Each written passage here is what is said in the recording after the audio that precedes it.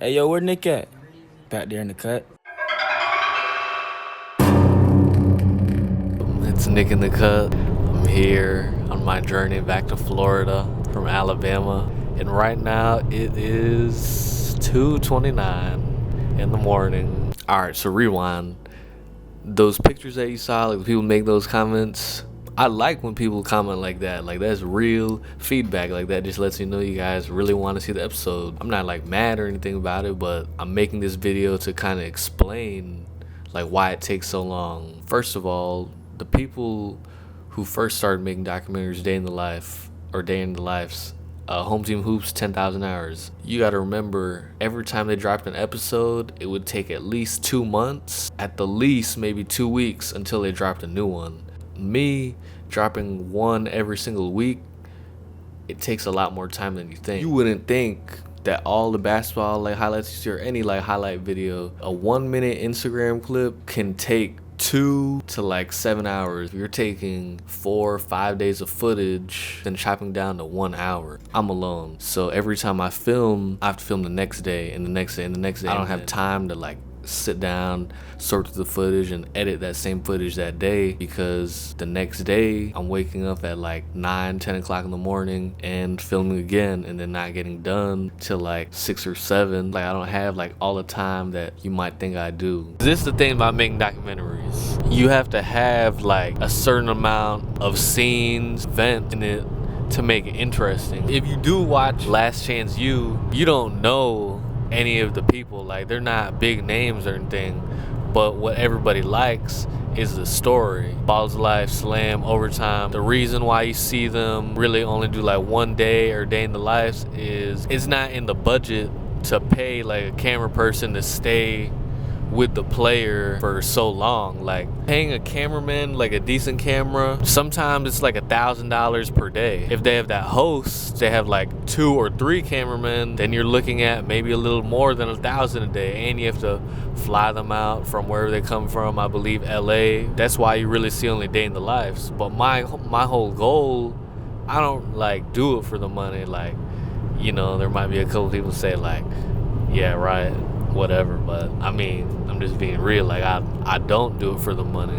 Obviously you need money to live. I'm not trying to be like that person say like, oh, you don't need money, but like, yeah, you do need money. Money's good. It can buy a lot of things and everything, but I'm telling you, like, I've seen like people with it all and they're still not happy. Like all the cars, all like the clothes, they're not like happy with themselves. Maybe you do it for the money, I don't know, and that's you. But all I'm saying is, I think when you just get to do what you want to do every day and you make enough to live, I think that's living the dream to me. I think something everybody should ask themselves: if someone were to give you $100 billion, or I don't know if you want to say 1,000, whatever you think a lot of money is, would you still do the same thing that you're about to do or have been doing every day?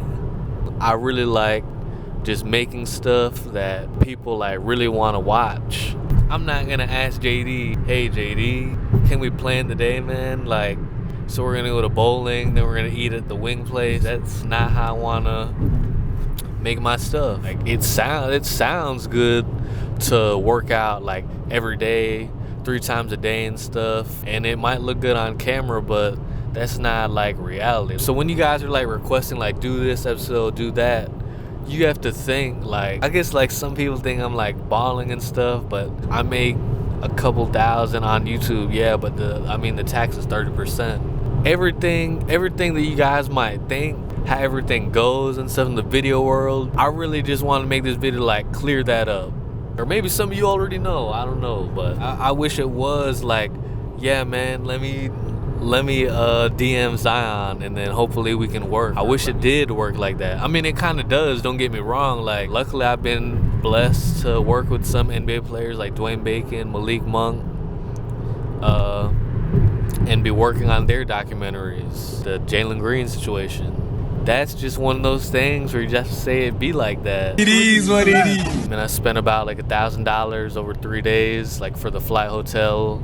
They luckily got the food, and they like picked me up and stuff from the hotel. Like, they're all good people. I was leaving LA with from Amari Bailey's dock. I was on my plane back to Orlando, and then all of a sudden I get this DM, and then it's like his trainer is just really like Jalen Green's turn, like, come on now. But then I saw Jalen followed him. It was like in 17 hours I was on another plane back to California, but this time to Fresno.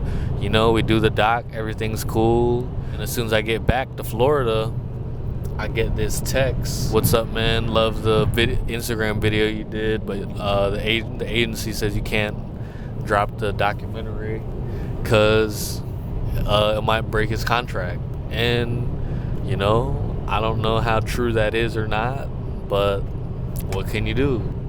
I have a lot of good and bad stories. That's why I'm going to make that video on like my journey, if you want to call it. It's going to be labeled how I went from McDonald's to filming for Odell. I think it's going to help a lot of like young, and not just young videographers, but anybody like starting out, because that's another topic.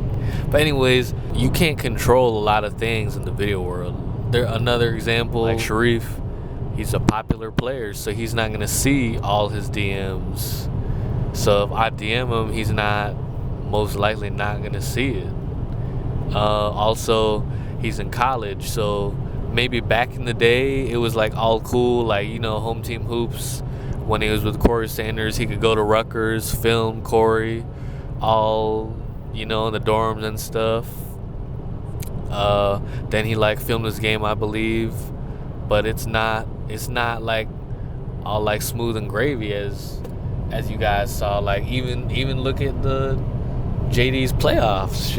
A $500 fine just because I'm like filming the game.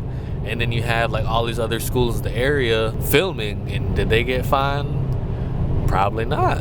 But that, you know, sometimes in life you just have to take some L's. When I'm telling you like what new video ideas I have, like, I'm not gonna stop making documentaries. Speaking of things like not going as planned or taking L's on stuff, this is just like a story you guys can kind of learn from. I used to live in Miami temporarily and work with this trainer. His name was a foot doctor, cool dude.